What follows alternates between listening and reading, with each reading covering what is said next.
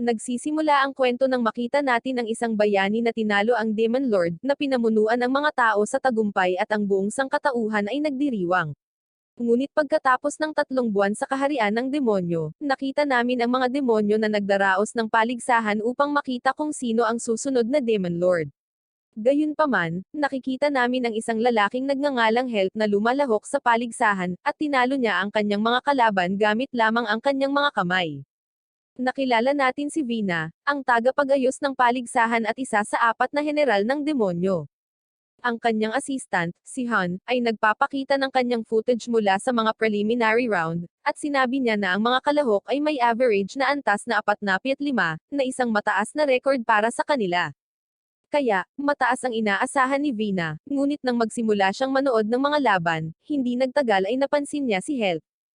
Sinabi ni Han na si Helk ang paboritong mananalo, ngunit nagsimulang matakot si Vina, nagtataka kung bakit pinahintulutan ang isang tao na lumahok.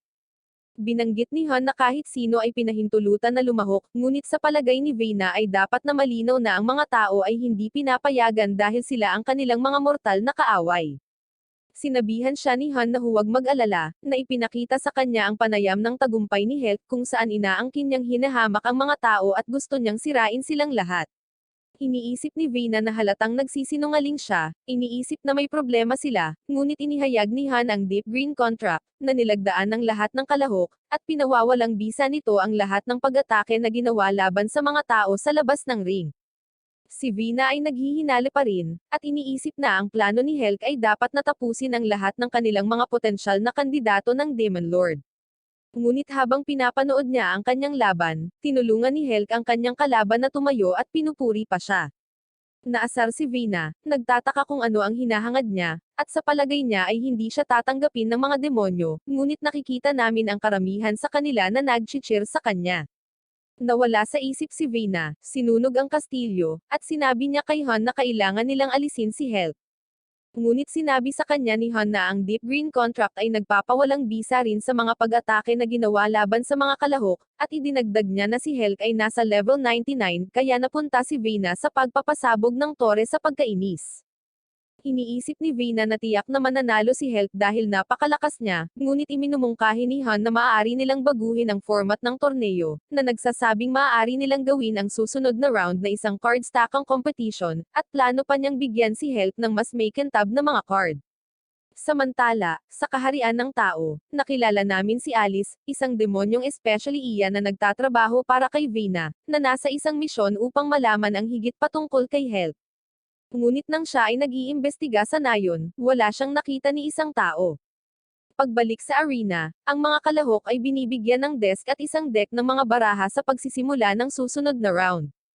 Ipinaliwanag ng tagapagbalita na ang nangungunang 10 lamang ang uusad, at nakikita natin si Help na nahihirapan. Nasasabik si Vina na makita ito, ngunit biglang pinagdikit ni Helk ang kanyang mga kamay, sinusubukang mag-focus. Itinaas niya ang kanyang mga kamay, lumikha ng malakas na bug zone ng hangin at ibinagsak ang stack ng card ng lahat. Binubuo niya ang kanyang card sa hindi kapani-paniwalang bilis, at siya ang unang nakakumpleto sa hamon.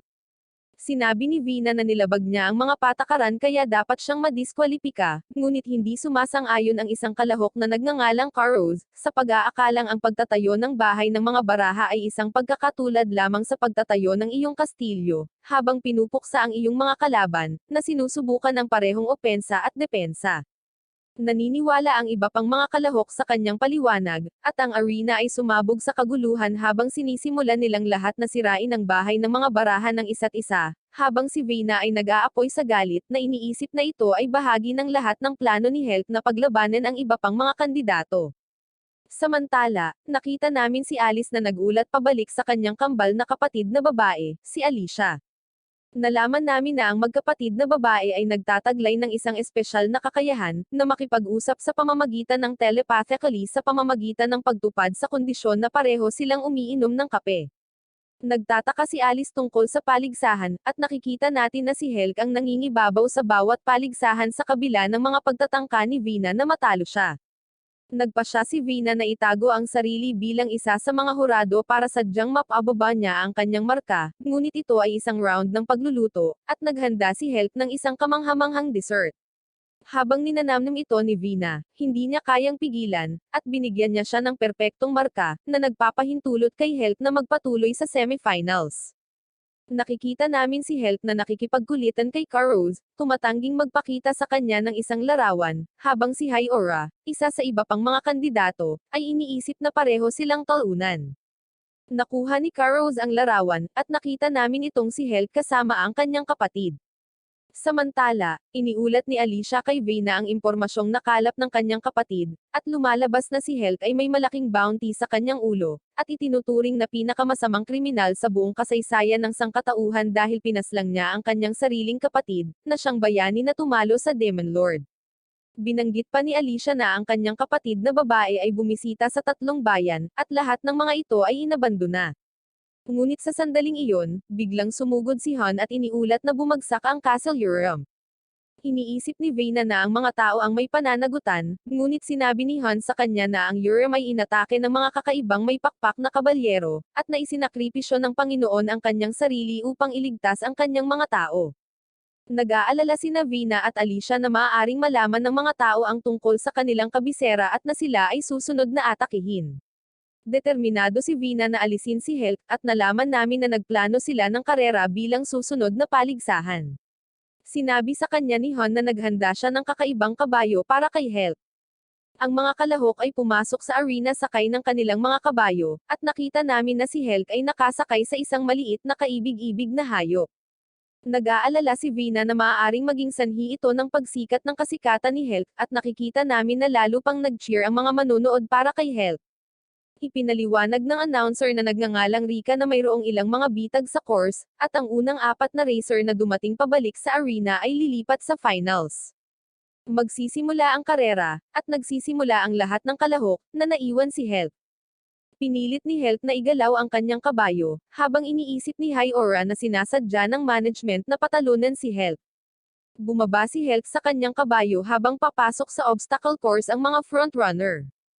Sinisikap niyang hikayatin ito at bigyang inspirasyon ito ng mga motivational na salita. Nakikita namin ang iba pang mga racer na dumaraan sa balakid, habang marami ang naaalis sa mga bitag habang nalaman namin na pinahirapan ito ni Han na tiyaking maalis nila si Health. Sinubukan ni Hyora na paalisin si Carros na nangunguna, at sigurado si Han na isa na sa kanila ang susunod na Demon Lord. Biglang nagpakita si Health sa track, at nakita namin na tumatakbo siya sa tabi ng kanyang kabayo. Iginiit ni Vina na siya ay madidiskwalipika sa pagdaraya, ngunit sinabi ni Han na hindi nila ito magagawa, na tinitiyak sa kanya na aalisin siya ng obstacle course.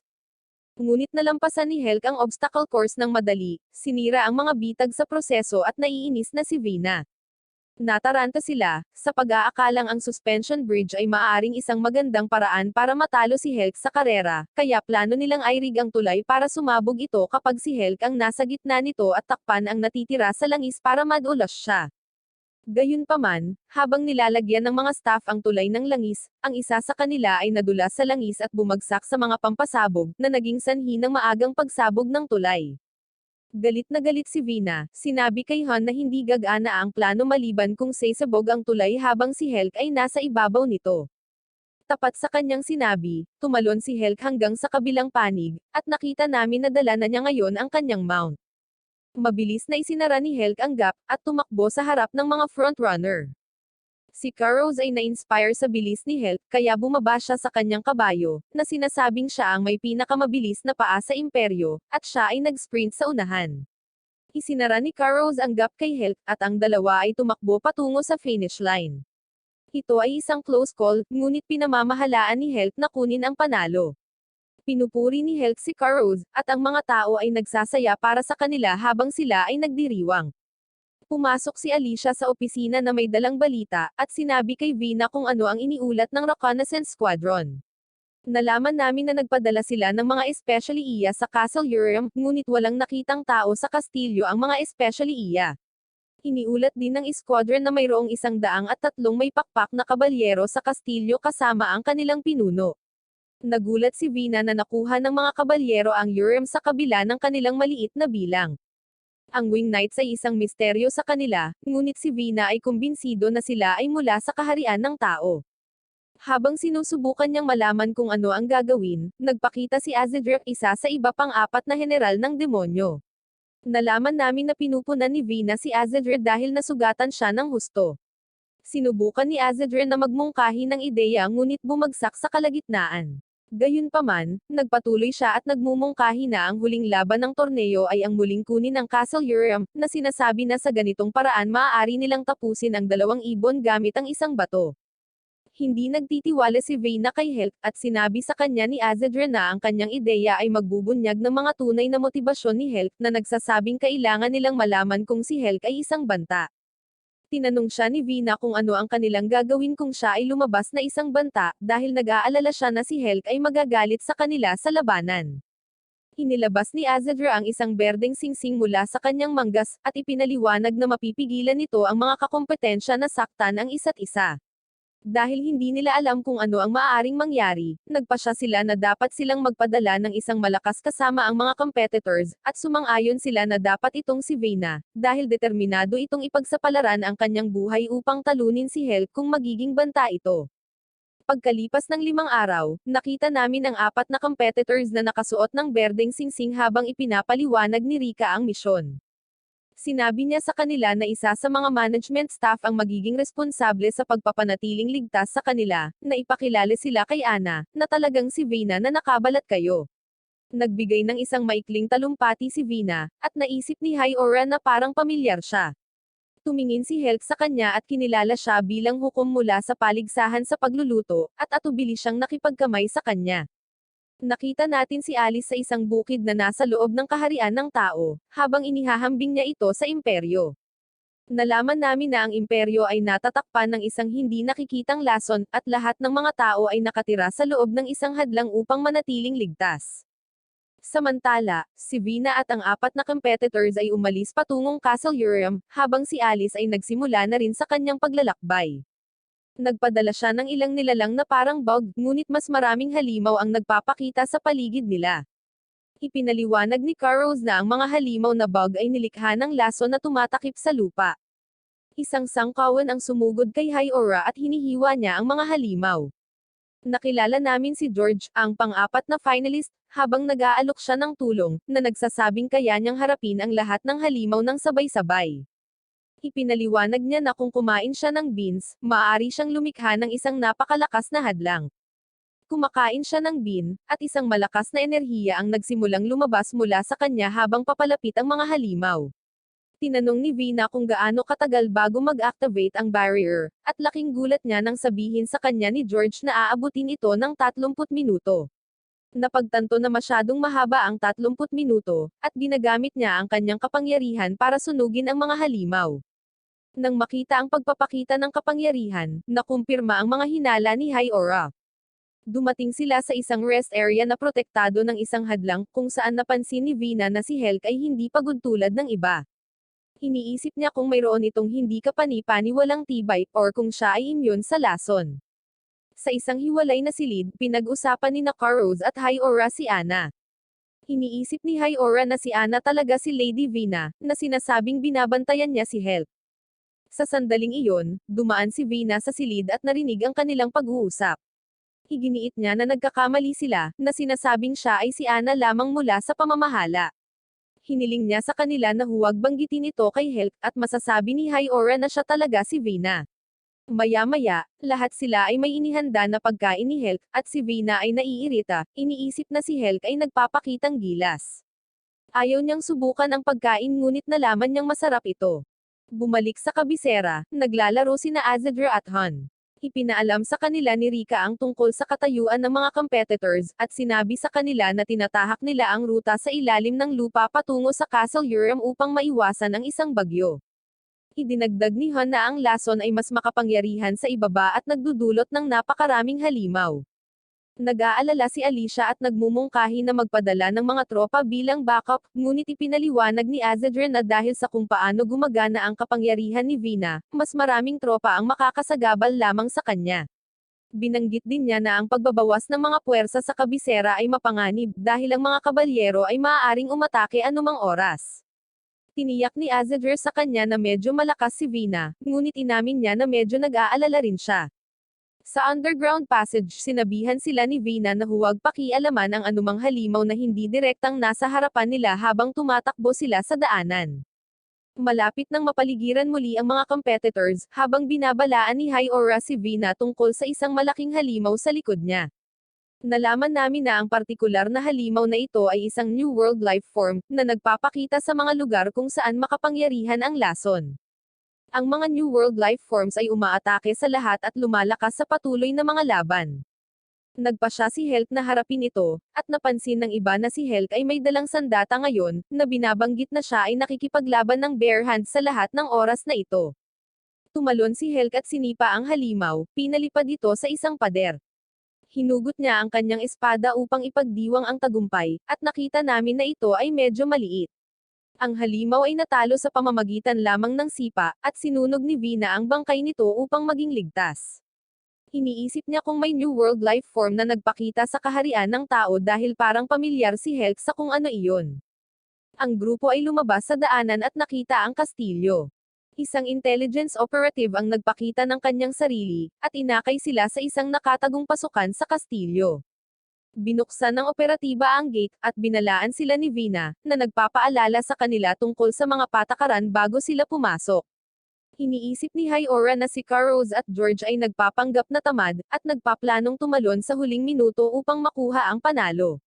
Nakita namin na gusto talaga ni Carlos na manalo si Hulk, at gusto lang umalis ni George. Ngunit plano ni High-Aura na talunin si Hulk sa pamamagitan ng pag-atake sa pinuno ng kaaway bago magawa ni Hulk ang kanyang hakbang. Sa isang flashback, nakita namin sina Vina at Azedrien na nag-uusap tungkol sa unang pagkakataon na nakilala niya si Hulk. Kakatapos lang niyang gumawa ng Deep Green contract at bumisita sa kastilyo. Nakita niyang dumating si Hulk sa kastilyo at madaling pumasok, na nag-trigger ng mga bitag ni Azedrien ngunit wala itong epekto sa kanya, at sa halip ay nasugatan si Azedrien. Nalaman namin na nagtitiwala si Azedrien kay Hulk dahil maaaring tapusin siya ni Hulk kung gugustuhin niya. Sa kasalukuyan, hindi pa rin nagtitiwala si Vina kay Hulk pagdating nila sa loob ng nasirang kastilyo. Nakita nila ang mga kabalyero sa isang pambungad, at sinabi ni High-Aura sa iba na pangasiwaan ang mga kabalyero habang kinakalaban niya ang pinuno. Bago pa nila siya mapigilan, sumugod siya sa pinuno, at ang iba ay sumusunod sa likuran. Nilabanan nila ang mga kabalyero, at nilapitan ni High-Aura ang pinuno nang bigla itong umatake sa hindi kapani-paniwalang bilis na hiniwa ang braso nito. Nagulat ang iba nang bumagsak siya sa lupa.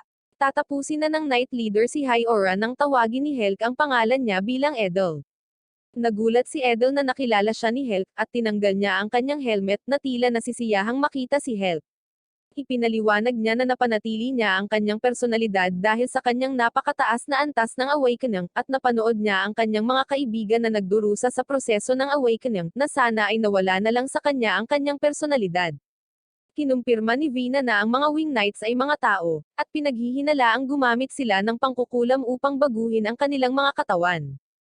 Nalaman namin na nakuha ni Edel ang kanyang kapangyarihan sa pamamagitan ng proseso ng awakening, at mas lumalakas siya sa labanan.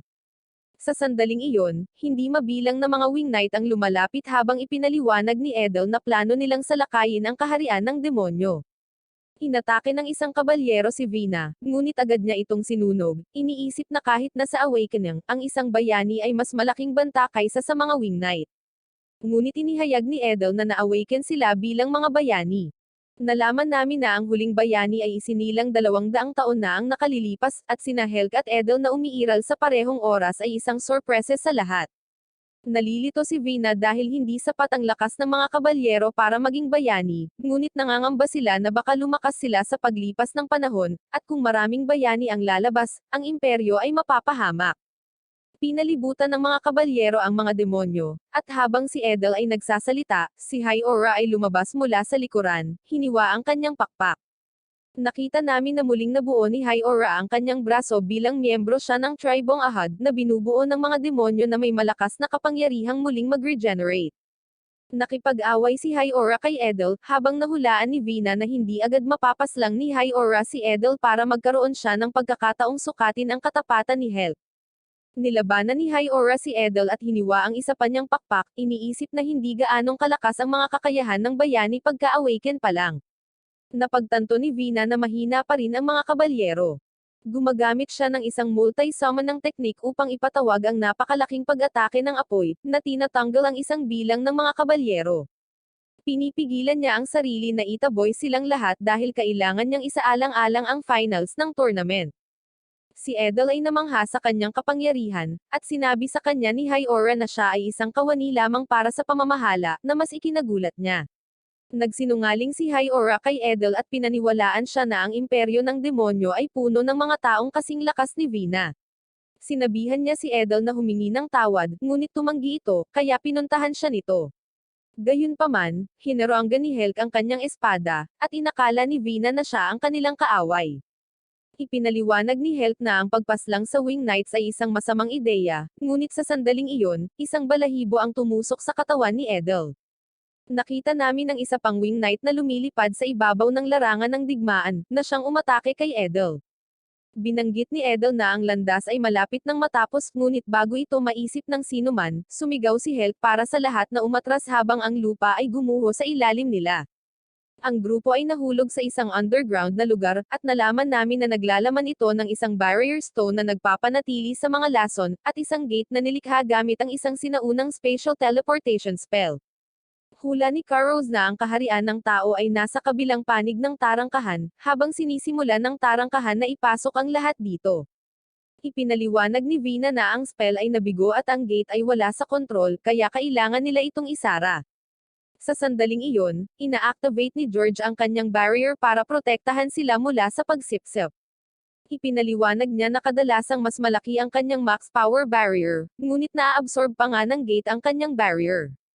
Napagtanto ni Vina na ang gate ay kumukuha ng kapangyarihan mula sa mga barrier stones at planong sirain ito. Tumakbo si Vina palabas ng barrier ni George para maabot ang bato, at pinasabog niya ito ngunit nakagawa lang ng bita. Naghahanda siyang magpaputok muli ngunit nataman siya ng mga debris at malapit ng masipsip. Biglang nagpakita si Helk at tumakbo patungo kay Vina, na nagpasabog muli ng bato, na naging sanhi ng pagkabasag nito. Hinawakan ni Helk ang kanyang kamay, ngunit pareho silang sinipsip. Nabasag ng husto ang bato, at isinara ang gate. Nang magkamalay si Vina, nagising siya sa isang magandang dalampasigan, iniisip kung nasaan siya. Si Vina ay namangha sa karagatan at sa tingin niya ay dinala na sila sa gilid ng kontinente. Nakatayo siya sa tubig at napansing walang lason doon. Nagpapasalamat si Vina na nakarating siya sa isang lugar na maraming mapagkukunan habang nakaupo siya sa tabi ng ilog, at iniisip kung nasaan si Helk.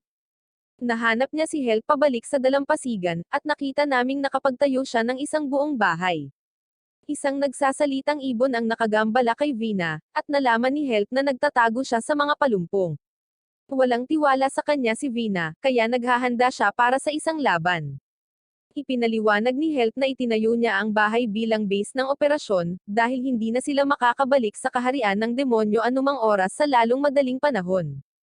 Inihayag ni Helk na nasa isang isla sila, at sigurado siya dahil nilaibot niya ang buong lugar para tingnan. Iniisip ni Vina kung may daan pabalik. Nang biglang umulan, at tumakbo si Helk at ang ibon patungo sa bahay habang iniisip ni Vina na kahit papaano ay ligtas na ang imperyo sa banta ni Helk. Tumanggi si Vina na pumasok sa bahay, ngunit kinuha siya ni Helk at dinala sa loob. Naisip ni Helk na dapat silang gumawa ng bangka para makalabas sa isla.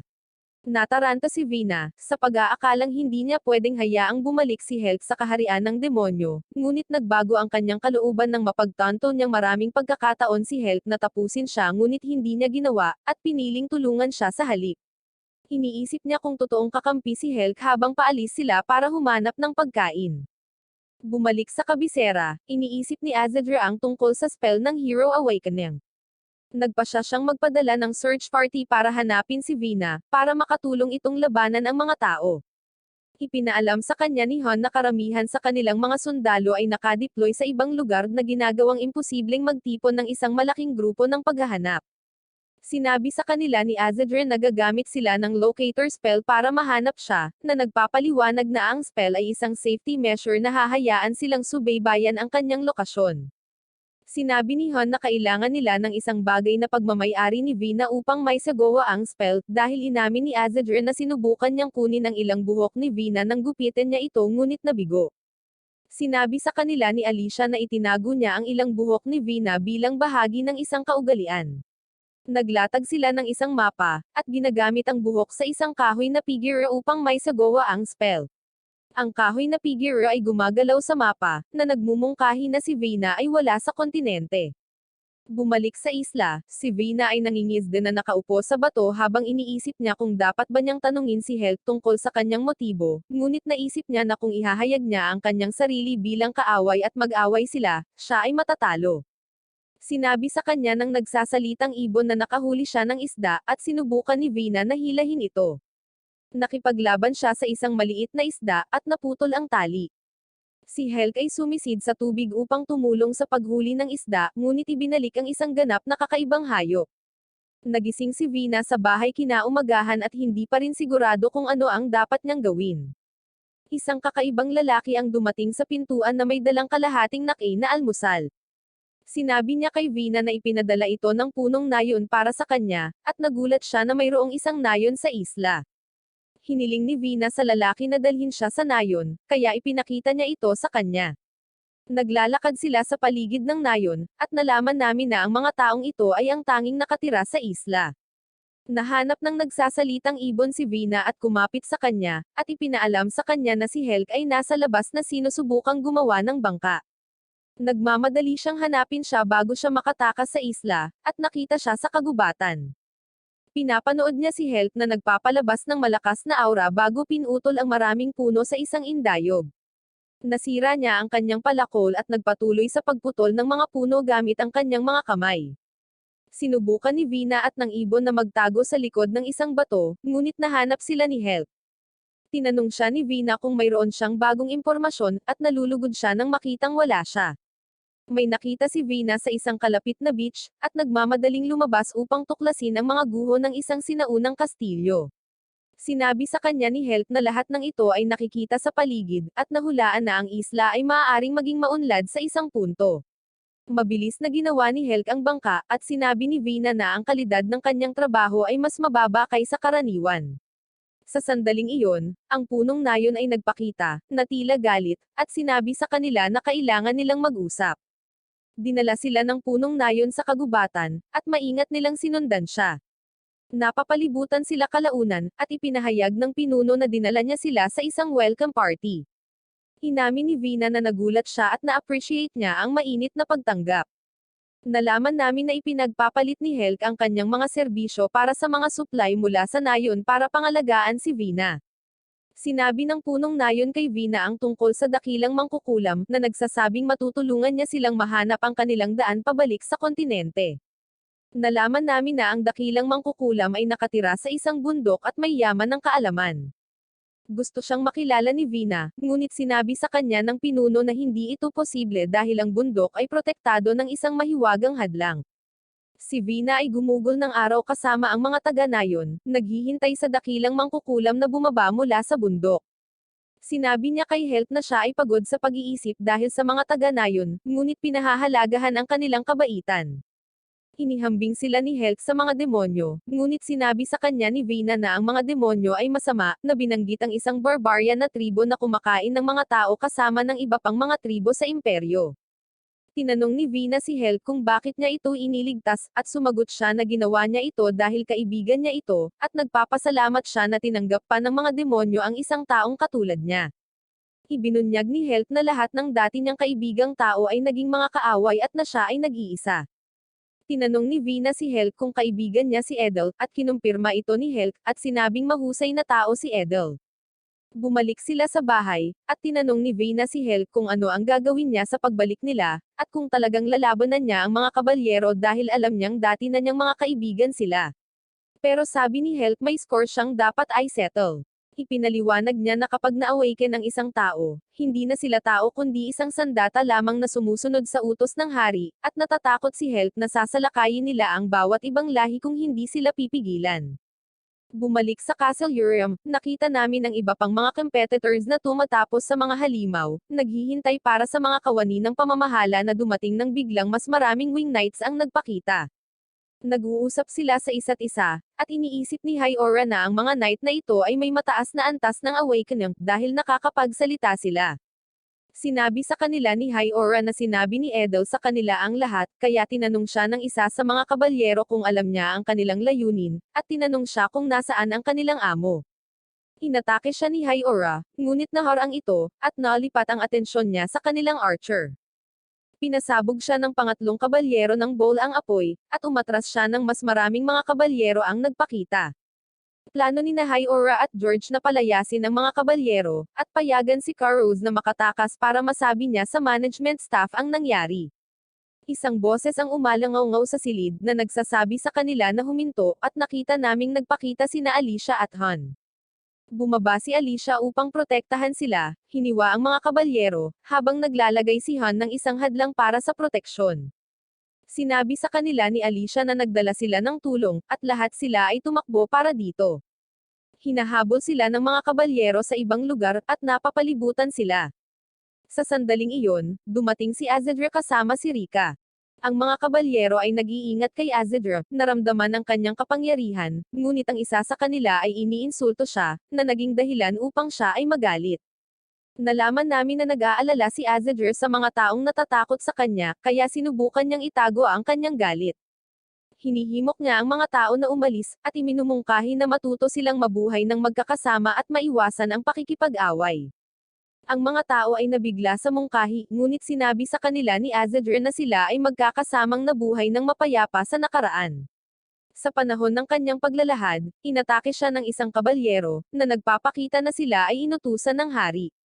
Kaya napagtanto ni Azedra na wala siyang pagpipilian. Inilabas niya ang kanyang kapangyarihan habang naglalabasan ang mga higanteng baging mula sa lupa, na agad na natalo at nahuli ang lahat ng mga kabalyero. Iniisip ng mga tao na dapat siyang maging boss, ngunit sinabi sa kanila ni Azedra na isa lamang siya sa 4 na general.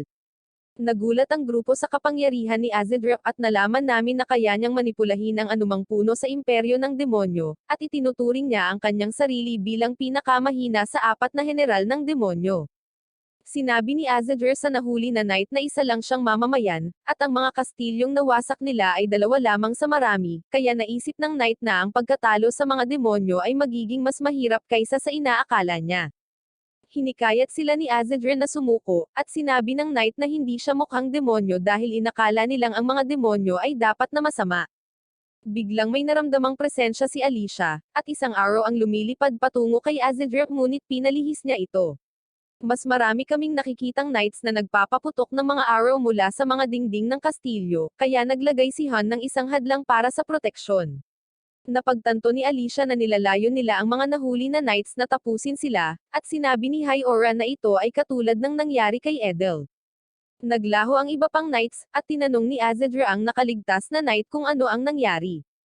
Nalaman namin na ang mga bayani ay lumalakas sa pamamagitan ng pag-iipon ng karanasan sa larangan ng digmaan, at na sila ay napupunta sa walang katapusang pag-atake sa Demon Empire hanggang sa sila ay mas maging malakas kaysa sa kanilang lahat. Itinaas ng knight ang kanyang espada habang sinasabi niya na ang mga bayani ay hindi nasasawi, at paulit-ulit na ipinapanganak.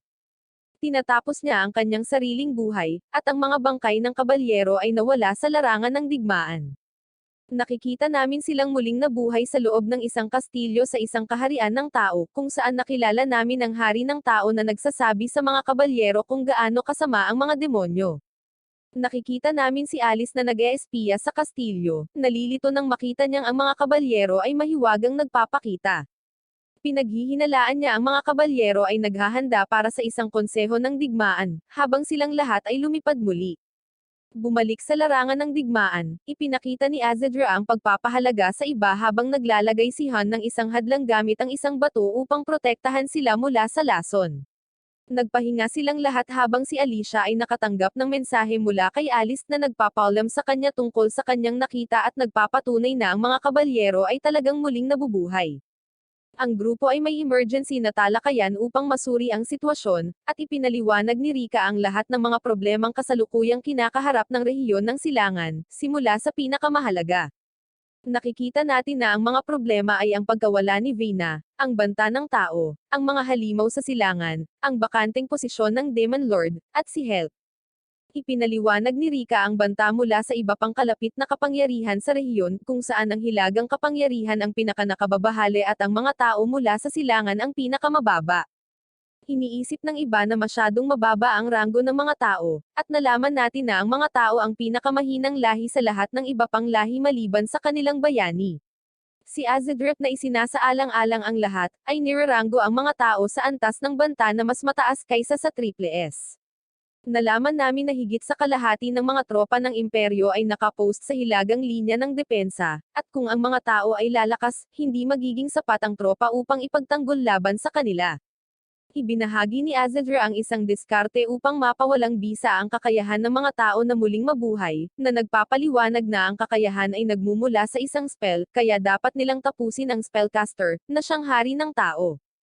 Tinanong siya ni Han kung paano siya sigurado, at nalaman namin na matagal na ang nakalipas, nakipaglaban si Azedra sa isang bayani na may kakayahang muling mabuhay at natuklasan na ito ay dahil sa mahika ng hari. Ang spell ay katulad ng Deep Green Contract ni Azedra ngunit mas malakas, at pinapayagan nito ang mga na-awaken na bayani na muling mabuhay sa paanan ng hari ng tao. Tinanong ni Alicia kung paano nagagamit ng hari ng tao ang gayong advanced na magic, at naisip ni Azedra na dapat silang nagkaroon ng isa pang uri ng na-awaken na nilalang, na nagpapaliwanag na kung ang isang bayani ay ang combatant type, kung gayon ang hari ay dapat na isang support type. Sinabi ni Azedra na sa ngayon, dapat nilang unahin ang pagtatanggol laban sa susunod na pag-atake at pagkatapos ay subukang bawiin ang kastilyo. Pagkatapos nito, magpapadala sila ng isang piling puwersa para tapusin ang hari ng tao. Nakita namin ang mga demonyo na nagtatrabaho upang palakasin ang kastilyo, habang sinabi ni Carlos kay George na hindi siya mahilig makipag-away, ngunit sinabi sa kanya ni George na wala silang pagpipilian. Nag-aalala sina Hyora at Alicia tungkol kay Alice, at nalaman namin na si Alice ay sinanay ni Hyora. Bumalik si Azedra sa lugar kung saan nakatago ang gate, sinabing maaaring hindi pa tuluyang nawala ang daanan, kaya kung bubuksan nila ito muli, makikita nila si Vina. Ngunit sinabi niya na hindi niya mabuksan ang isang gate na sapat na malaki para makapasok sila, kaya binigyan niya si Han ng ilang mga item sa halip, kabilang ang isang Deep Green Pathfinder, isang magic wand na tumuturo sa direksyon ng Empire, kasama ang isang liham na nagpapaliwanag sa function nito. Binuksan ni Azedra ang isang maliit na gate, at inilagay ni Han ang mga gamit dito. Nakita namin na si Azedra ay naubusan at pagod sa pagbubukas ng gate. Sa isla, natuklasan ng nagsasalitang ibon ang mga bagay. Nakita naming sinusubukan ni Vina na magluto ng pagkain ngunit hindi nasisiyahan sa lasa. Napansin niyang malapit nang maapula ang apoy, at bumalik ang ibon na may dalang mga patpat na susunugan. Nakita namin ang ibon na naghahadyas ng mga patpat pati na rin ang mga bagay na natagpuan nito, ngunit natuwa lang si Vina na bumalik ang apoy. Matapos ang lahat ng sinabi sa kanya ni Helk tungkol sa kanyang nakaraan, nakita siya ni Vina sa isang bagong liwanag at hindi na naghinala sa kanya. Siya ay nagambala nang dumating ang isang taga-nayon upang ipaalam sa kanya ang pagdating ng dakilang mangkukulam sa nayon. Tumakbo si Vina, sinabihan ng taga-nayon na ipaalam sa iba kung saan siya pupunta. Sa nayon, dumating si Vina upang malaman na umalis na ang mangkukulam. Naiinis siya sa sarili dahil sa pagiging mabagal, ngunit pumasok si Helk kasama ang taga-nayon, na humingi ng paumanhin at ibinunyag na huli na siya dahil umidlip ito sa kanyang paglalakbay. Tiniyak ng punong nayon sa kanila na sinabi niya sa mangkukulam ang tungkol sa kanilang sitwasyon, at pinawalang bisa nito ang kanyang hadlang upang payagan silang bisitahin siya. Tumungo sina Vina at Helk sa tirahan ng mangkukulam kasama ang ibon, na nalaman namin na pinangalan ng Piwi. Nang makarating ang grupo sa bahay ng mangkukulam, naramdaman agad nila ang masamang aura na nakapalibot dito.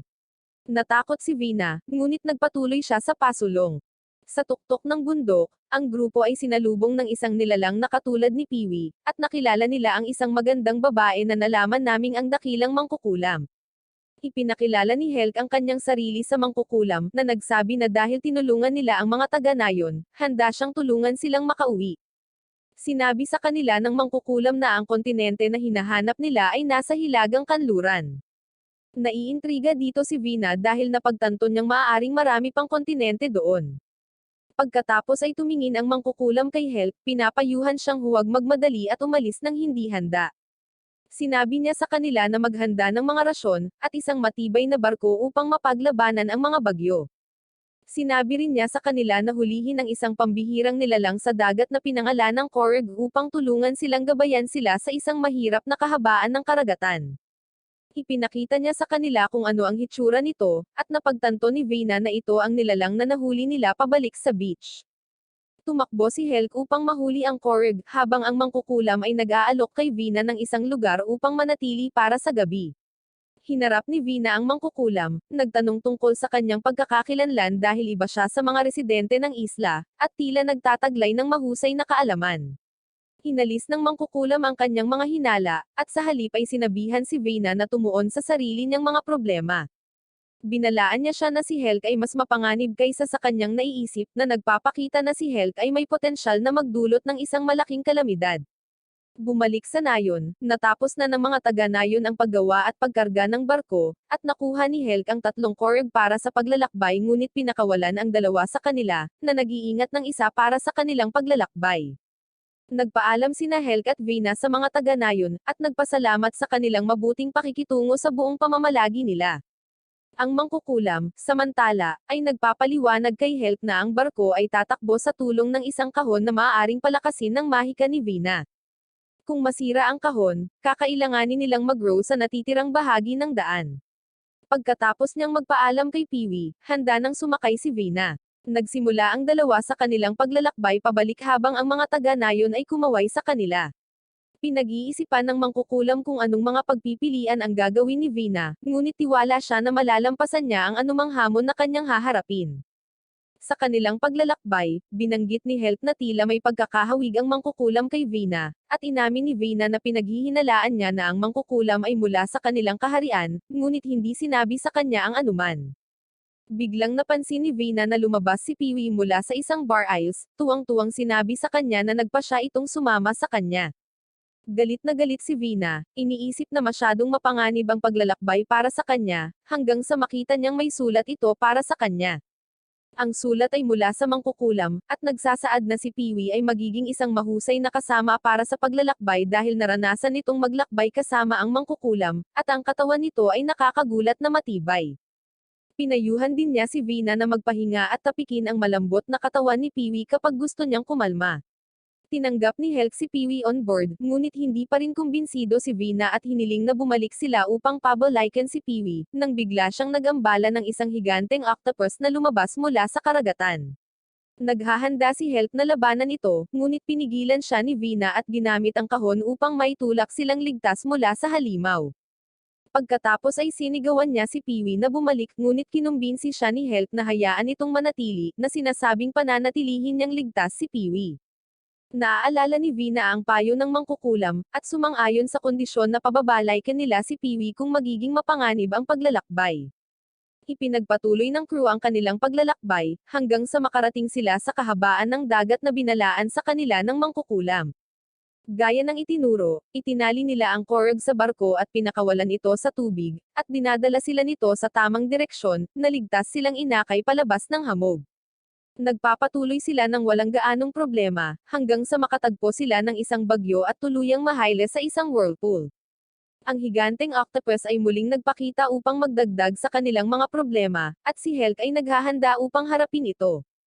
Ang octopus ay umaatake, at walang ingat na inilunsad ni Helk ang kanyang sarili dito, naglanding ng isang malakas na suntok. Gayunpaman, wala itong epekto sa octopus. Nang subukan ni Vina na tumulong, pinigilan siya ni Helk, sinabihan siyang tumakas habang tinataboy niya ang halimaw. Nagprotesta si Vina noong una, ngunit nang makita ang determinadong hitsura ni Helk, nagpa siyang makinig sa kanya. Ginagabayan niya ang barko palabas ng whirlpool habang patuloy na nakikipaglaban si Helk. Nakita namin si Helk na nakagat ng halimaw, habang binabalot nito ang mga galamay nito sa kanya. Walang magawa si Vina habang hinihila ng halimaw si Helk sa ilalim ng tubig. Desperado niyang tinawagan si Helk na bumalik ngunit walang tugon. Ang bagyo ay hamupa habang sina Vina at Peewee ay naghihintay para kay Helk, sa wakas ay tinanggap na siya ay wala na. Napansin ni Vina ang kontinente sa di kalayuan at dumating sa baybayin para lamang mahanap si Helk na kahit papaano ay nakaligtas at nakarating sa kontinente bago siya. Humihingi ng paumanhin si Helk at ipinaliwanag na nang masipsip siya sa whirlpool pagkatapos na makaalis sa halimaw, sinubukan niyang tumakas at nakahanap ng daan patungo sa kontinente. Sinisigawan ni Vina si Helk para sa kanyang kawalang ingat, ngunit ipinahayag ang kanyang pagpapahalaga sa kanya sa pagtataya ng kanyang buhay para sa kanila. Pagkatapos ay pinagbawalan siya ni Vina na gumawa ng anumang solong galaw, at umalis patungo sa barko upang simulan ang pagkuha ng gamit. Kinuha nila ang kanilang mga gamit, inilabas ang korstag sa dagat, at pagkatapos ay tumungo pa sa kontinente upang maghanap ng nayon kung saan sila makakakuha ng mapa. Naramdaman ni Vina ang presensya at huminto, iniisip na maaaring si Helk ang may pananagutan hanggang sa isang bowl ang apoy ang lumipad sa kanya mula sa kagubatan.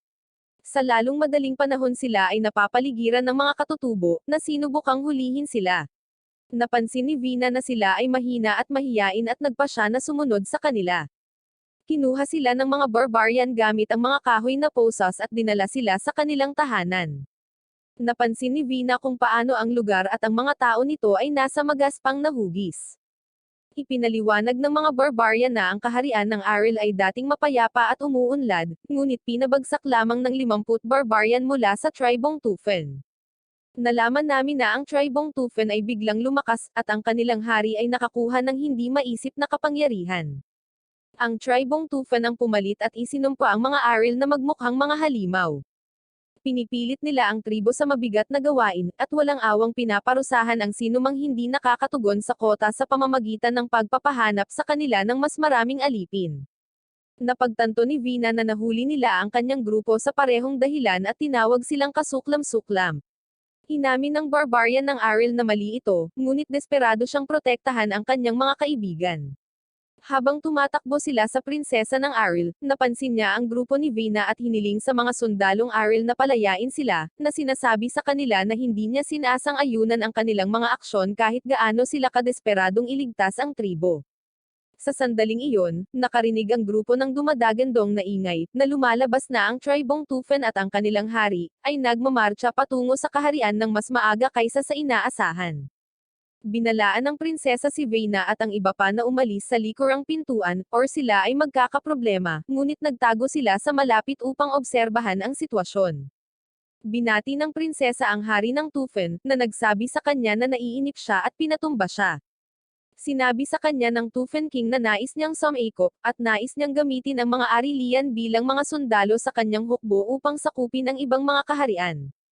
Nagprotesta ang prinsesa, na nagsasabing labag ito sa kanilang kasunduan na iligtas sila kung susuko sila. Gayunpaman, tinanggihan siya ng Tufen King, at sinabing mananatili ang kasunduan kung lalaban sila at aangkin din ang tagumpay sa larangan ng digmaan. Nagtatalo ang prinsesa na ang kanyang mga tauhan ay masyadong mahina para lumaban, ngunit hiniling ng hari na sumakay sila sa kanyang mga bagon, or kung hindi ay tatapusin sila. Tumalon si Helk at napunta sa pagitan ng tribong Tufen at ng Aril, hinihingi sa hari na huminto. Sumama sa kanya si Vina, naglagay ng firewall para panatilihing ligtas ang Arilian habang naghahanda si Helk na labanan ang tribong Tufen. Inutusan ng hari ang kanyang mga sundalo na umatake, ngunit itinaboy sila ni Helk nang walang problema. Nadismaya sa pagiging mahina ng kanyang mga sundalo laban kay Helk, ang hari ng Tufen ay kinuha ang mga bagay sa kanyang sariling mga kamay at hinarap si Helk. Inatake niya si Helk na lumikha ng ulap ng usok sa lakas nito. Lahat maliban kay Vina ay natatakot na si Helk ay natalo. Pagkatapos ay hiniling ng hari kay Vina na sabihin sa kanya kung saan siya nanggaling para masira niya ang lugar na iyon. Tinarayan siya ni Vina, sinabing lalabanan lang siya nito kapag natalo niya si Helk.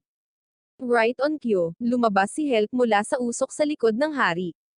Nagulat ang hari na nakaligtas siya sa kanyang suntok at naglulunsad ng mga pag-atake, ngunit si Helk ay hindi naapektuhan ng mga ito. Sinuntok ni Helk ang hari pabalik at inilunsad siya sa kalangitan, natalo siya kaagad. Habang ang lahat ay namamangha sa kanyang lakas, hinihiling niya sa hari na palayain ang mga Arilian at hindi na muling ipakita ang kanyang mukha. Ang hari ay nagmatigas na tumanggi, at napansin ni Vina ang isang aura na nagpakita sa kanyang paligid. Ang Tufen King ay lumalaki sa laki, nagiging mas halimaw at nagbabantang nakatingin kay Helk na tila hindi nabigla habang naghahanda silang muli. Hinampas ng hari si Helk ngunit nauwi sa pagsuntok sa lupa habang iniiwasan ni Helk ang kanyang pag-atake. Ang hari ay patuloy na sumisigaw at sumuntok sa lupa, na tila ganap na nawala ng kontrol sa kanyang sarili. Sinabi ni Vina sa mga Arilian na pumunta sa kaligtasan at ipaubaya sa kanya ang sitwasyon. Inilunsad ni Vina ang isang bowl ang apoy sa hari, hiniwa ang kanyang braso, upang ito ay muling buuin kaagad. Si Helk ay lumabas mula sa usok at tumayo sa harap ng hari, habang nararamdaman ni Vina na siya ay masyadong mahina upang labanan ang hari mismo. Sinuntok ni Helk ang braso ng hari, sinira ito muli, at namangha si Vina sa kapangyarihan ni Helk kahit na hindi gumagamit ng anumang mahika. Paralisado ang hari habang ang kanyang katawan ay nagsimulang gumuho sa alikabok at napagtanto ni Vina na tapos na ang labanan. Nalaman namin na ginamit ng hari ang lahat ng kanyang enerhiya sa buhay upang palakasin ang kanyang kapangyarihan. Iniisip ni Vina ang mga dahilan ng pagpapalakas ng kapangyarihan ng Tribong Tufen sa kabila ng walang lason na tumatakip sa lupain, at pakiramdam niya ay may kakaibang nangyayari. Isang sundalo ng Tufen ang nakakagulat na nagpasalamat sa kanila, na sinundan ng iba pa sa kanila bago sila umalis. Napagtanto ni Vina na hindi nila nagawang labanan ang kanilang hari sa buong panahon. Biglang, ang lahat ng Arilian, na napaalaya mula sa sumpa, ay nagsimulang kuminang at nagbabago pabalik sa kanilang orihinal na anyo. Inanunsyo ng prinsesa ang pagtatapos ng pamumuno ng Tribong Tufen at yumuko upang pasalamatan sina Helk at Vina. Tinanong sila ng prinsesa ng kanilang mga pangalan upang maalala ng kanyang kaharian ang kanilang mga kabayanihan sa mga awit at kwento, at excited itong sinabi sa kanila ni Piwi. Ang mga Arelians ay nagdiriwang kasama ang grupo sa buong magdamag na binibigkas ang kanilang mga pangalan bilang papuri. Kinaumagahan, naghanda si Vina na umalis sa kanluran patungo sa dalawang malalaking kaharian, umaasang makakahanap ng mapa na magdadala sa kanya pabalik sa imperyo. Habang kumaway si Helk sa mga Arelian na nagnanais na magkaroon sila ng ligtas na paglalakbay, ipinaalam sa kanila ng isang dumaan na manlalakbay na ang dalawang kaharian ay nawasak pagkatapos ng isang marahas na digmaan. Itinuro niya sila patungo sa isa pang bayan sa malayo, kung saan maaari silang matuto ng higit patungkol sa digmaan. Sa maliit na bayan, ang grupo ay nakatagpo ng isang misteryosong babae sa tabi ng isang fountain na kumakanta tungkol sa isang bayani na nagngangalang Angelo, kaya ipinapalagay nila na isa siya sa mga nakaligtas sa mga nasirang kaharian.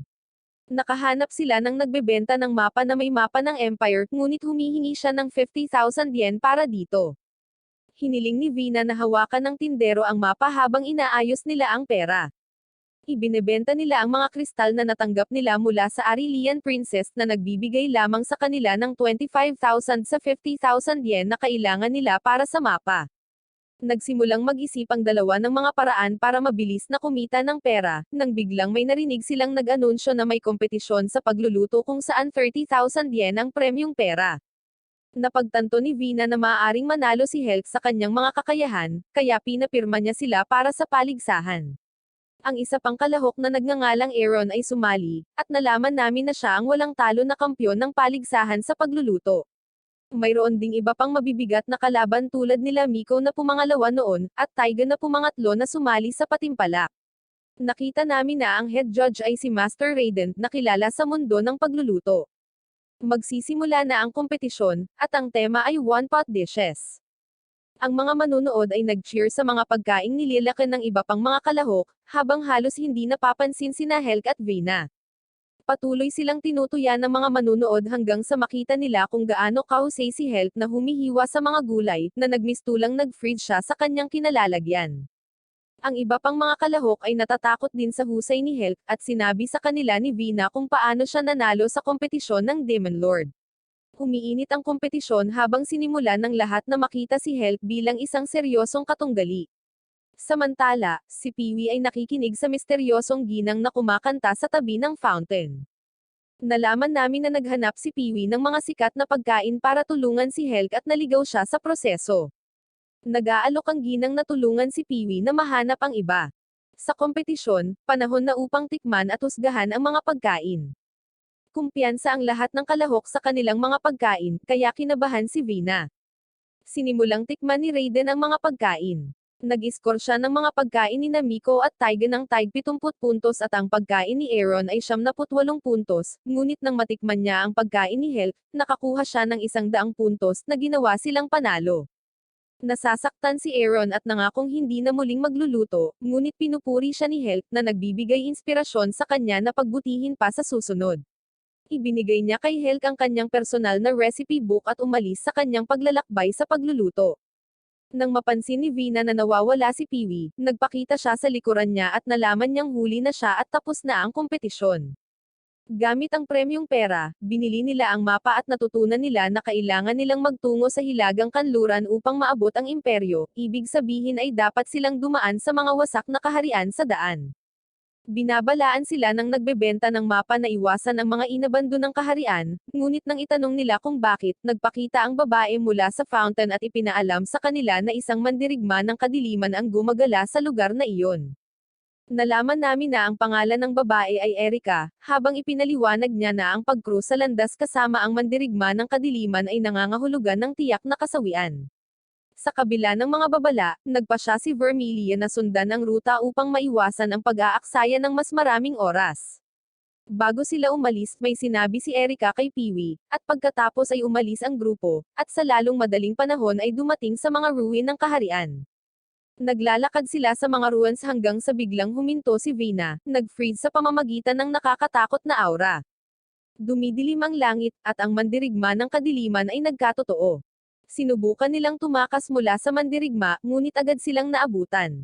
Nang malapit na itong umatake, sumuntok si Helg at sinuntok ito palayo.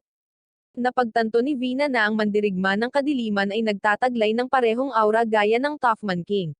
Gayunpaman, ang kanyang pag-iisip ay biglang naputol ni Helg na agarang nag-utos sa kanya na kunin si Peewee at tumakas habang kinakaharap niya ang mandirigma sa labanan.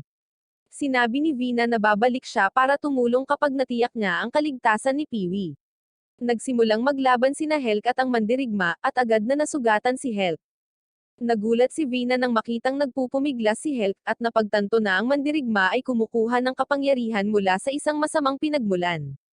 Nagmamadali siyang ihatid si Peewee sa ligtas na paraan para makabalik siya para tulungan si Helg. Pagkatapos ay may napansin si Peewee, at nakita namin na nagawa ni Helg na basagin ang espada ng mandirigma.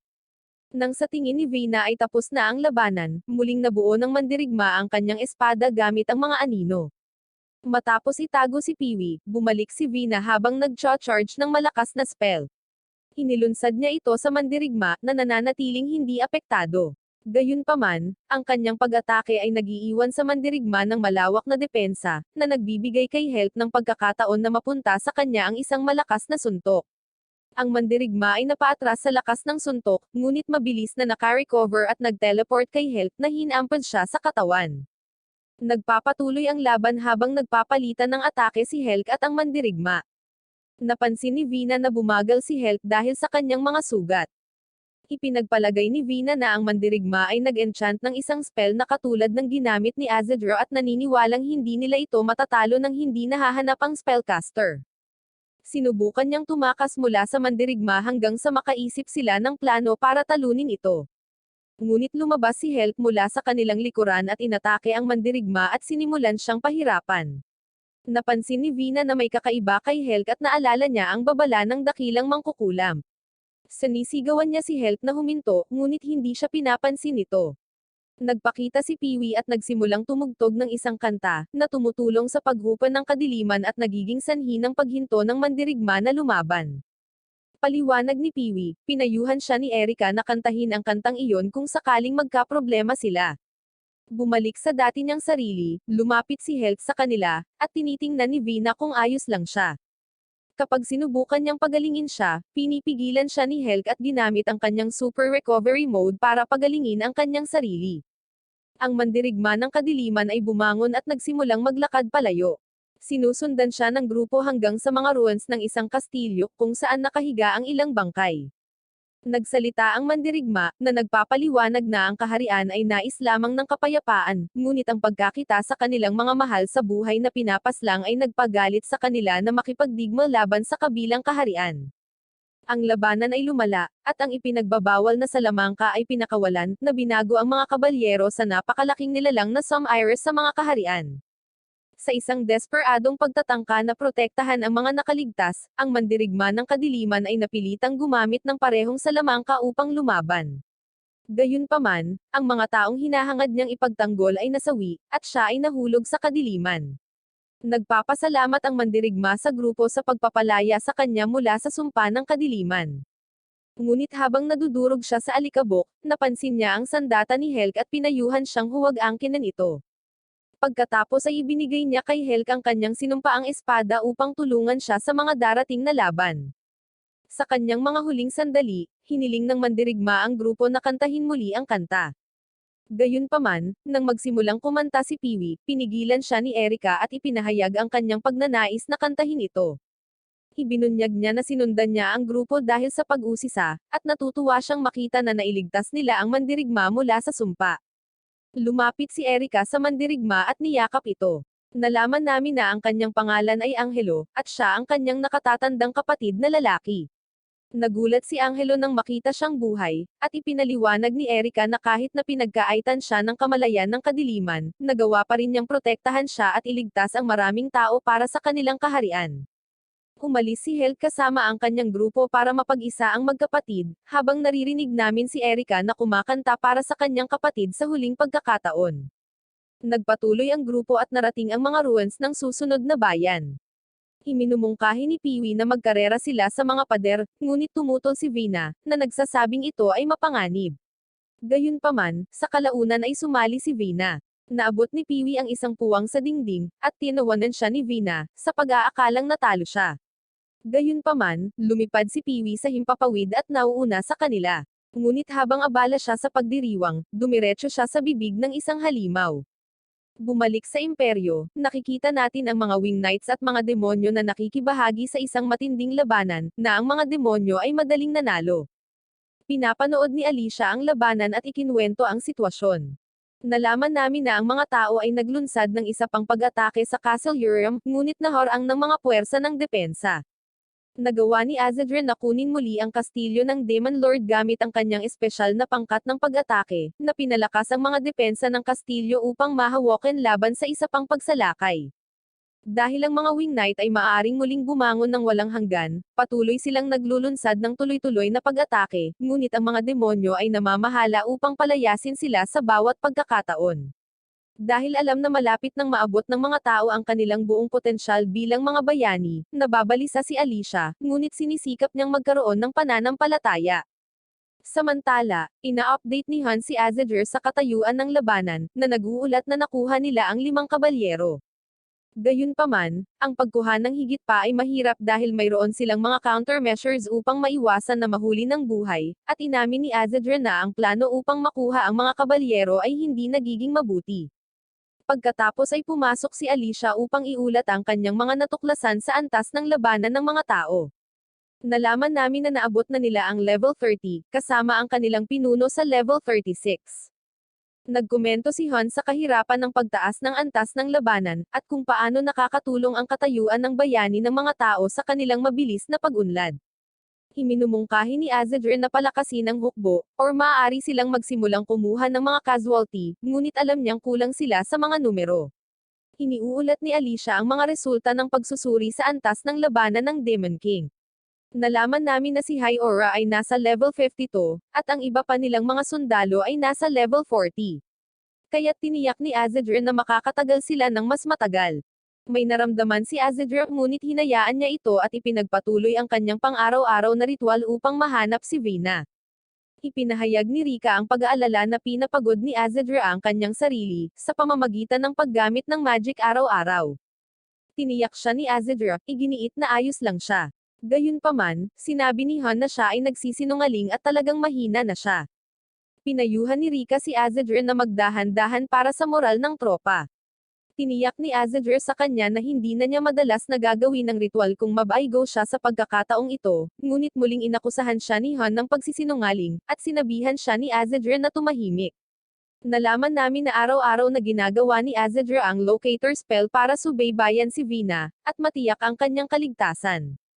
Sinimulan ni Azedre ang ritual at nagulat nang makita ang manika sa loob ng mapa, na nagpapatunay na papalapit na si Vina.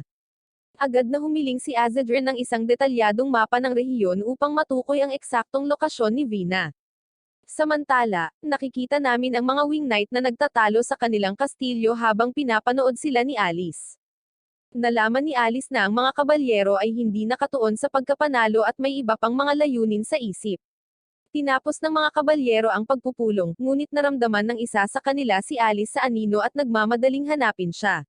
Nagtago si Alice sa oras, at iniisip ng kabalyero na naisip niya lang ito, ngunit naisip ni Alice na ang kanilang mga hero abilities ay lalong tumatalas dahil hindi nila siya naramdaman noon. Bumalik sa kastilyo, nagtipon si Han ng isang maliit na grupo ng paghahanap sa utos ni Azedren na hanapin si Vina. Batay sa kanyang mga galaw, nakita ni Azedren na alam ni Vina ang kanyang daan pabalik sa imperyo.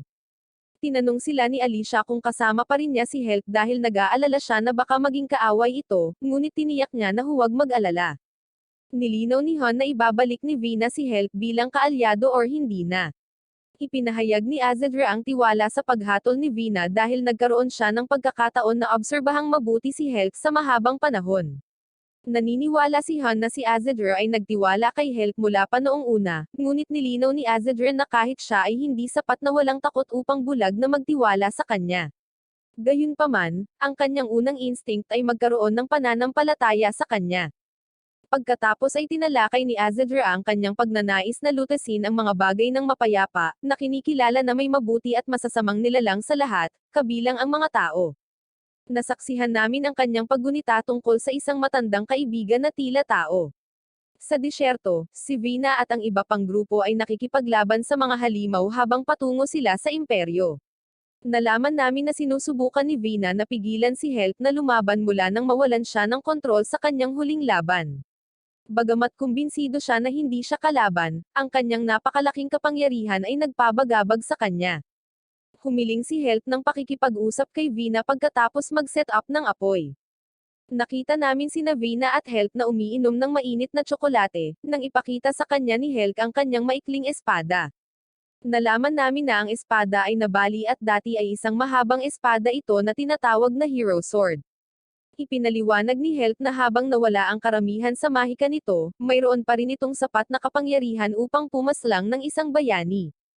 Pagkatapos ay hiniling niya kay Vina na kunin ang espada, at gamitin ito sa kanya kung mawalan siya ng kontrol muli. Inamin ni Vina kay Helk na sa una ay naghinala siya sa kanya, ngunit nagbago ang kanyang isip matapos siyang obserbahan sa kanilang paglalakbay at tumanggi na kunin ang armas. Ipinaliwanag ni Helk na ito ay isang pabor na nais niyang isaalang-alang niya kapag sinabi niya sa kanya ang lahat tungkol sa kanyang nakaraan, ang kapangyarihan ng mga bayani, at ang kaharian ng tao. Nakita namin si Helk noong siya ay 8 taong gulang at napakahirap, nakikiusap sa isang ginang na bayaran siya ng higit para sa kanyang trabaho, ngunit tumanggi siya at isinara ang pinto. Sa kanyang pagbabalik, nakita niya ang kanyang nakababatang kapatid na si Claude na binubuli ng mas matatandang mga bata. Sinabihan sila ni Helk na huminto, ngunit sila ay mayabang dahil sa kanilang katayuan sa pagiging maharlika. Pinagbantaan nila siya, na sinasabi sa kanya na hindi siya dapat sumalungat sa kanila. Sumang-ayon si Helk ngunit hiniling na tamaan siya sa halip na ang kanyang kapatid, at sinimulan nila siyang atakihin. Nalaman namin na sina Helk at Claude ay naulila sa murang edad, nang ang kanilang nayon ay sinalanta ng mga halimaw na pumaslang sa kanilang mga magulang. Hinako ni Helk ang responsibilidad ng pag-aalaga kay Claude, at ang dalawa ay nagtungo sa Royal Capital upang maghanap ng trabaho, ngunit inabuso lamang ng mga maharlika. Pagkaalis ng mga maton, umiiyak na lumapit si Claude kay Helk na naghihikayat sa kanya na maging mas malakas. Ipinahayag ni Claude ang pag-aalala tungkol sa mga pinsala ni Helk, ngunit tiniyak niya ito sa pamamagitan ng pagpapakita ng kanyang kakayahang gumaling kaagad. Sa kasalukuyan, gulat na gulat si Vina sa narinig at inakala niyang nagising na niya ang kanyang mga kakayahan bilang bayani noong siya ay bata pa. Ipinagpatuloy ni Helk ang kanyang kwento, at nakita namin si Helk at ang kanyang kapatid na regular na inaabuso ng mga elit na sinusunog ang kanilang tahanan, itinatapon ang kanilang pagkain, or kinukuha ang kanilang pinaghirapang pera. Kahit na noon, imposibleng umalis dahil ang mga mapanganib na halimaw ay naglalabasan sa labas ng mga pader ng lungsod. Sa kabila ng kanilang pagmamoltrato, nanatiling positibo ang pananaw ng dalawa, umaasang umalis sa lungsod kapag mas kaunti ang mga halimaw sa labas. Nais ni Helk na maglakbay kasama si Claude at makahanap ng mas mapayapang tirahan. Isang araw, mapanganib na nagkasakit si Claude dahil sa malnutrisyon, at isang lalaki mula sa mga slum ang nagsabi kay Helk na hindi siya aabot sa gabi. Sinisisi ni Helk ang kanyang sarili dahil sa hindi pagbibigay ng sapat na pagkain, at nagtakdang maghanap ng doktor para kay Claude, na nagpaplanong bayaran ito gamit ang kanyang ipon. Sinabihan siya ng lalaki na sumuko, na nagsasabing walang tutulong sa kanya, ngunit determinado si Helk na iligtas ang kanyang kapatid. Binuhat niya si Claude sa kanyang likod at naghahanap sa mga bahay-bahay para sa isang doktor. Walang sino man sa lungsod ang handang tumulong sa kanila, ngunit hindi sumuko si Helk at sinisikap na panatilihing masigla ang kanyang espiritu, sa pamamagitan ng pag-uusap tungkol sa kanilang mga pangarap sa paglalakbay.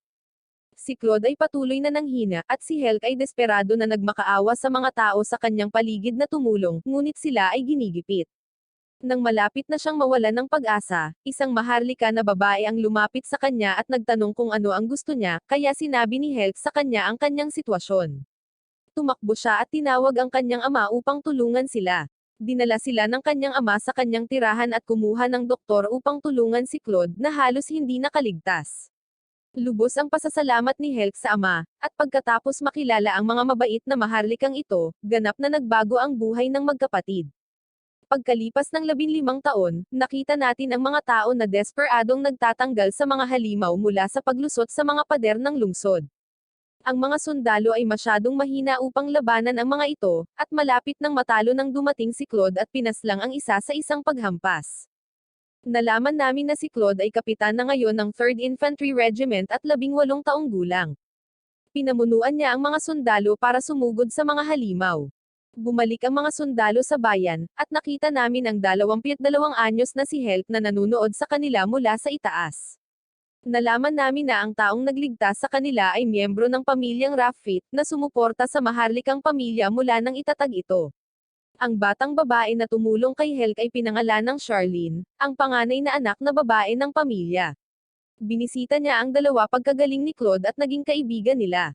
Nakita namin ang iba pang mga maharlika na huminto sa panggigipit sa mga kapatid, kapag nakita nilang malapit sina Helk at Claude kasama si Charlene at ang kanyang pamilya. Gayunpaman, hindi nasisiyahan si Claude, alam niyang naghihirap pa rin ang ibang tao sa mga slum. Sa palagay niya, ang mga tao ay masyadong nag-aalala tungkol sa mga halimaw na walang pakialam sa paglaban sa kawalan ng hustisya ng sistema ng klase sa kabisera. Nagpasya si Claude na sumali sa hukbo kapag siya ay lumaki upang magdala ng kapayapaan sa kabisera, sa pamamagitan ng pagtalo sa mga halimaw. Nakita namin si Claude na nagsasanay ng husto at nalaman na sumali siya sa hukbo sa edad na 16, at na-promote sa ranggo ng kapitan sa edad na 18. Dumating si Mr. Rafi para batiin si Helk, at pinag-usapan nila si Claude at ang kanyang mga nagawa. Iminumungkahi ni Rafi na si Claude ay maaaring maging tagapagligtas ng kaharian. Nang malapit nang umalis si Rafi, lumingon siya kay Helk at sinabi sa kanya na siya ay sapat na malakas upang lumaban kasama si Claude, na maaaring tumaas ang kanilang mga pagkakataon laban sa mga halimaw. Ngunit sinabi ni Helk na siya ay isang baguhan lamang at mas angkop para sa trabahong labor. Habang naghihintay sa pagbabalik ni Claude, napansin siya ni Helk na kasama si Charlene at iniisip niya kung sila ay nagmamahalan. Napansin siya ng dalawa, at nagtungo sila sa isang pub para mag-enjoy ng inuman. Sinabi ni Claude kay Helk na maaaring tumungo siya para sa isa pang ekspedisyon sa labas ng kabisera, at maaaring hindi siya makita ng ilang panahon. Nais siya ni Helk ng ligtas na paglalakbay, at nangakong ipagluluto siya ng masarap na pagkain sa kanyang pagbabalik. Pagkaalis ni Claude para sa kanyang ekspedisyon, mas maraming halimaw ang nagsimulang magpakita malapit sa kabisera, kaya ang kaharian ay nagpatupad ng draft ng militar. Si Helk ay ipinadala sa isang ekspedisyon kung saan ang kanyang grupo ay nakatagpo ng isang mapanganib na halimaw, na tinutukoy ni Vina na isang New World life form. Sinabi sa kanya ni Helk kung gaano siya natatakot sa halimaw na iyon, ngunit nanatili upang labanan ito dahil kailangan siya ng kanyang mga kasama. Nakatuon si Helk sa pagdepensa sa mga pag-atake ng halimaw sa halip na lumaban, at napagtanto niyang kakayanin niya ang mga pag-atake nito. Binago niya ang kanyang mga taktika at sinaktan ang halimaw, nagpapalitan ng suntok hanggang sa tuluyang talunin ito. Pagkatapos ng labanan, ipinaalam ng squadron kay Helk na hindi na nila siya matutulungan dahil nasawi na ang kanilang commanding officer at kapitan. Nalaman namin na ang squadron ni Helk ay itinalaga sa gawaing iligtas ang bayan ni Edel mula sa mga halimaw, dahil si Edel mismo ay humingi ng tulong mula sa kabisera. Umalis ang squadron, ngunit nagpasya si Helk na manatili at samahan si Edel pabalik sa kanyang bayan. Sa pag-abot sa bayan, si Edel ay nawasak nang makitang ito ay ganap na nasakop ng mga halimaw. Sinabi sa kanya ni Helk na maaaring hindi pa masyadong matagal mula nang masakop ang bayan, at maaaring mayroon pa ring mga nakaligtas na maaari nilang iligtas. Sa pag-iisip na ito, nagpapatuloy sila sa pag-aalok ng kanilang tulong sa bayan. Naghahanap sila ng mga nakaligtas at nakatagpo sila ng isang babaeng mahusay na nakikipaglaban sa mga halimaw. Nagpasya silang samahan siya sa pagtatanggol laban sa mga halimaw. Nagulat ang babae na masaksihan si Helk na walang kahirap-hirap na tinatalo ang mga halimaw gamit ang kanyang mga kamay, ngunit sinabi sa kanya ni Helk na ang kanyang swordsmanship ay kahanga-hanga din. Ipinaliwanag ng babae na ang kanyang espada ay na-enchant ng mahika na partikular na epektibo laban sa mga halimaw, kaya madali niyang natalo ang mga halimaw. Pagkatapos ay hiniling niya kay Helk na ibahagi ang kanyang sikreto, ngunit mapagpakumbabang sinabi sa kanya ni Helk na dati siyang nagtatrabaho bilang isang construction worker. Ipinapalagay ng babae na nagbibiro lang si Helk. Samantala, ang mga nakaligtas ay lumapit kay Edel, at ipinaalam sa kanya na ang mga tao ng bayan ay inilikas sa kalapit na bakuran ng kastilyo sa tulong ng isang grupo ng mga mersenaryo. Nalaman namin na maraming mersenaryong grupo ang nabuo na dalubhasa sa pakikipaglaban sa mga halimaw para sa pera. Nalaman namin na ang pangalan ng babae ay Alexis, at siya ang pinuno ng mersenaryong grupo na dumaan nang mapansin nilang nagkakagulo ang bayan. Hiniling ni Edel kay Alexis na manatili at tulungan ang kanyang bayan, at sinabi niya sa kanya na magagawa lamang niya ito kung sasali si Helk sa kanyang grupo, na kung saan siya ay sumang-ayon. Pagkatapos ay ginugugol ni Helk ang kanyang mga araw sa pakikipaglaban bilang isang mersenaryo kasama sina Alexis, Edel, at iba pa nilang mga kasama, na nagsasaya sa kanilang oras na magkasama. Isang araw, pinag-uusapan ni na Alexis at Helk ang kanilang pag-unlad sa pagpuksa sa mga pugad ng halimaw, nang banggitin ni Alexis kung gaano kahanga-hanga ang mga kakayahan ni Helk. Sinabi ni Alexis kay Helk na nagmula siya sa isang pamilya ng mga mersenaryo, at ang kanyang lolo ay isang bayani na lumaban sa mga demonyo. Sinabi ni Alexis sa kanya na ang pagkakita sa kanyang lakas ay nagpatanto sa kanya ng kanyang sariling mga limitasyon, ngunit iniisip pa rin niya na siya ay kamangha-mangha at makakapagligtas ng mas maraming tao kaysa sa kanyang magagawa. Hiniling niya sa kanya na manatili sa kanyang grupo pagkatapos nilang iligtas ang bayan. Si Helk ay patuloy na lumalaban kasama si Alexis sa loob ng 4 na taon, ngunit sa kabila ng kanilang mga pagsisikap, ang bilang ng mga halimaw ay tila hindi bumababa. Samantala, sa kaharian, natuklasan nila ang kastilyo ng Demon Lord sa panahon ng isang ekspedisyon at nag-anunsyo ng isang misyon na tapusin ng Demon Lord, na pinaghihinalaang ang mga demonyo ang nasa likod ng pag-usbong ng mga halimaw. Ngunit alam ni Vina na ang mga demonyo ay hindi mananagot sa lahat ng mga halimaw. Ang hari ng tao ay nagtalaga ng gawain kay Claude na nagtakda upang talunin ang Demon Lord.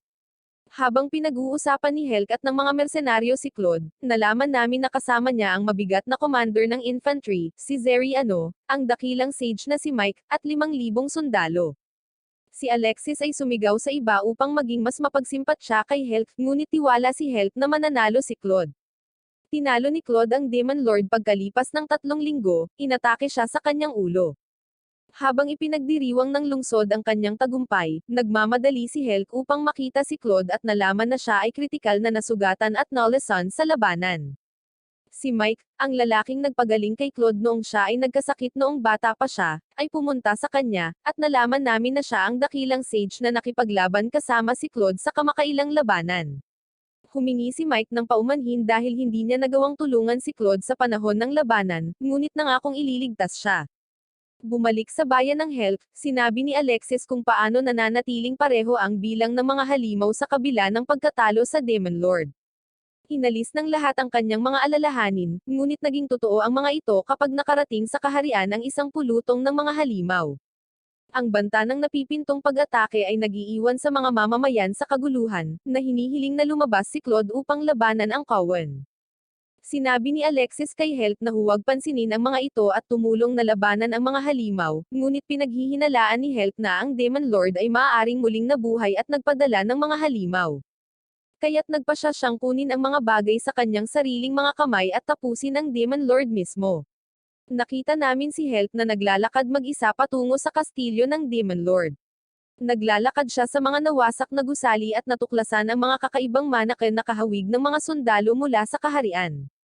Sa sandaling iyon, naramdaman niya ang isang malakas na presensya at sinusundan ito, para lamang makaharap si Azedrip na gumagala sa paligid ng kastilyo.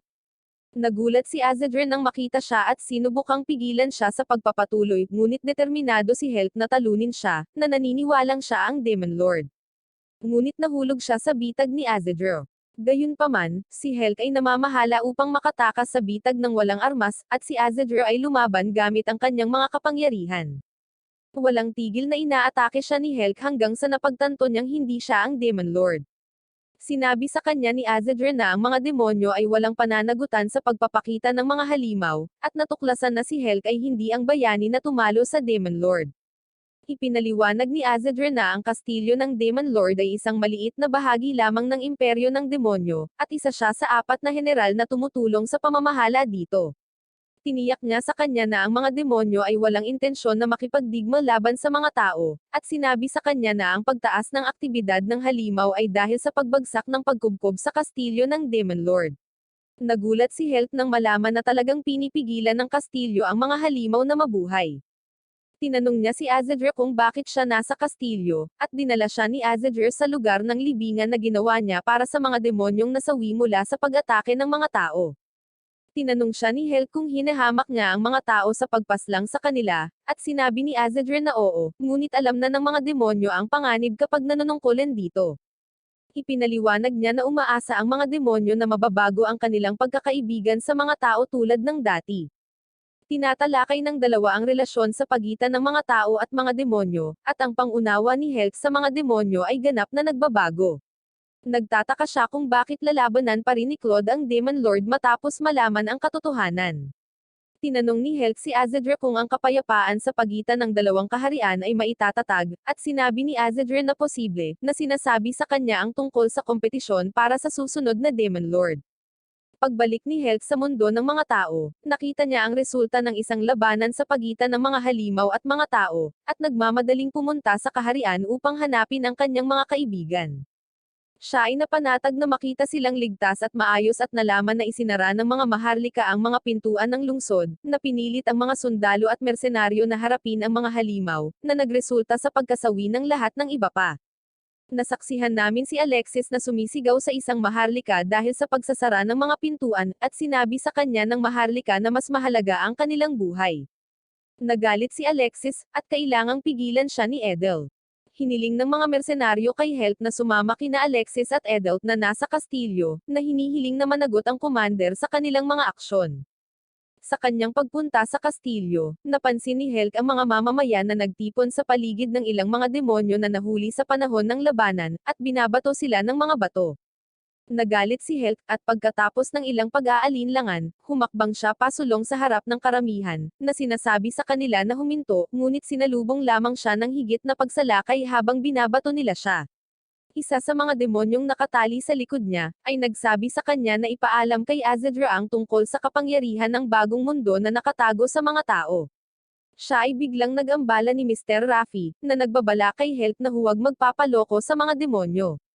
Sa sandaling iyon, biglang nag-transform ang mga demonyo bilang mga halimaw at sinalakay ang karamihan, ngunit nakita namin ang 3 tao na sundalo na lumabas at mabilis na natalo ang mga halimaw. Si Helk ay namangha sa kanilang kakilakilabot na lakas, at ipinaliwanag ni Rafi na sila ay biniyayaan ng kapangyarihan ng mga bayani, na hinihimok si Helk na manampalataya sa kanya. Nang maglaon, ibinalita ni Rafi ang kanilang natutunan tungkol sa kaharian ng demonyo, at ipinaliwanag ang kanyang planong talunin ang mga demonyo sa pamamagitan ng paggamit ng kapangyarihan ng Hero Awakening. Ang artipisyal na nagising na mga bayani ay tumutulong sa pagpigil sa mga paparating na pag-atake ng demonyo, at ang kaharian, na ngayon ay mas ligtas, ay nagsimulang umunlad. Hindi pa rin kumbinsido si Helk na masasama ang mga demonyo, ngunit hindi sinasabi sa sino man ang tungkol sa pakikipag-usap nila ni Azedra. Habang nakikipag-hangout kasama ang kanyang mga kaibigan, ang mga mersenaryo ay nag-aalok sa kanya at kay Alexis ng mga kupon na mag-date sa isang bagong restaurant, ngunit hindi naiintindihan ni Helk na ito ay isang date at iniisip lamang na ito ay isang pagkakataon upang sabihin kay Alexis ang tungkol sa kanyang mga pagdududa. Pumunta si Alexis upang maghanda para sa date, at si Edel ay pumasok upang pasayahin si Helk na hanggang ngayon ay nababahala Perron. Biglang pumasok ang isa sa mga kasama ni Claude mula sa ekspedisyon, at agad na humingi ng tulong kay Helk.